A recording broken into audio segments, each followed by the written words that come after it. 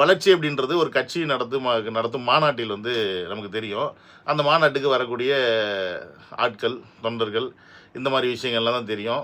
Time சில ஆளை எப்படி கொண்டு வராங்கன்னு பார்த்தீங்கன்னா, அந்த அவலத்தையே என் வாயால் சொல்வேன். நீங்களே பாருங்க. கரூரில் இன்னும் சற்று நேரத்தில் திமுக முப்பெரும் விழா தொடங்க உள்ளது. இதற்கு தமிழ்நாடு வளர்ச்சி அடைஞ்சிருச்சு. இன்னைக்கு 2025 இருக்கும் பொதுமக்கள் தமிழக வெற்றி கழகம் எப்படி கொண்டு வந்துச்சுன்னு பார்த்தீங்கன்னா, அதையும் பாருங்க.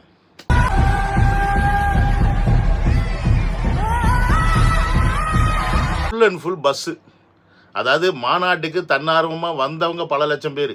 அது இல்லாமல் ஒவ்வொரு தொகுதியிலிருந்தும் அவங்க மாவட்ட செயலாளர் கூப்பிட்டு வந்திருப்பாங்கல்ல, அவங்க கூட்டிகிட்டு வந்தது எல்லாமே பஸ்ஸு, வேனு.